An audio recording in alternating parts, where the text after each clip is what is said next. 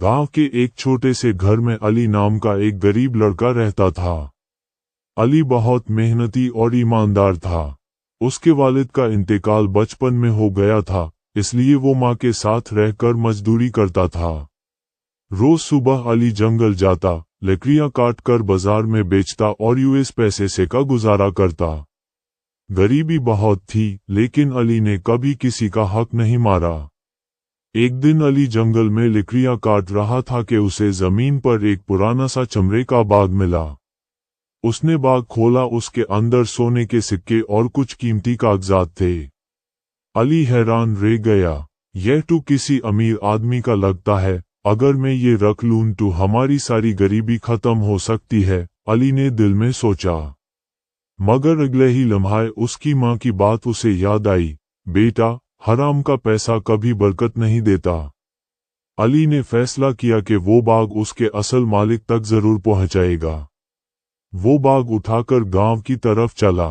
रास्ते में उसे पता चला कि गांव के सबसे अमीर ताजिर हाजी करीम का बाग खो गया है। हाजी करीम बहुत परेशान था और जो मेरा बाग लौटाएगा उसे अच्छा इनाम दिया जाएगा। अली फौरन हाजी करीम के घर पहुंच गया। हाजी साहिब, शायद ये आपका बाग है, अली ने अदब से कहा। हाजी करीम ने बाग देखा तो उसकी आंखों में खुशी आ गई। अरे हाँ, ये मेरा ही बाग है। बेटा, तुमने तो मेरी बहुत बड़ी परेशानी दूर कर दी। लेकिन हाजी करीम बहुत कंजूस आदमी था। उसने सोचा कि इनाम देने के बजाय कोई चाल चलनी चाहिए। उसने गुस्से का नाटक करते हुए कहा, मेरे बाग में तो एक हीरे की अंगूठी भी थी।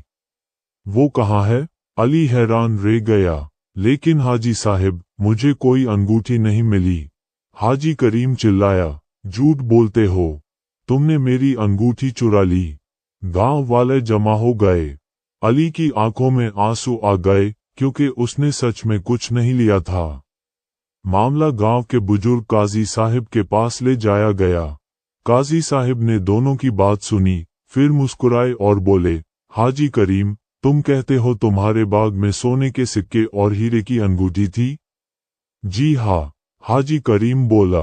काजी साहिब ने बैग अली के हाथ में देते हुए कहा, फिर ये बाग तुम्हारा नहीं हो सकता, क्योंकि इस बाग में कोई अंगूठी नहीं मिली। ये किसी और का बाग होगा। जब असली मालिक मिलेगा, बैग यूएसए वायदा दिया जाएगा। हाजी करीम समझ गया कि उसकी चाल उलट गई है। शर्मिंदगी से उसका सर झुक गया। काजी साहिब, मुझे माफ कर दें। मैं लालच में अंधा हो गया था। यह बाग मेरा ही है और अली बिल्कुल सच बोल रहा है। गांव वालों ने अली की ईमानदारी की बहुत तारीफ की। हाजी करीम को अपनी गलती का एहसास हुआ। उसने अली को अच्छा खासा इनाम दिया और अपनी दुकान पर नौकरी भी। कुछ ही महीनों में अली की जिंदगी बदल गई। उसकी माँ खुश थी, गांव में हर कोई अली की मिसाल देने लगा। कहानी का सबक, सच्चाई और ईमानदारी कभी जाया नहीं जाती। अल्लाह सच बोलने वालों को जरूर कामयाब करता है।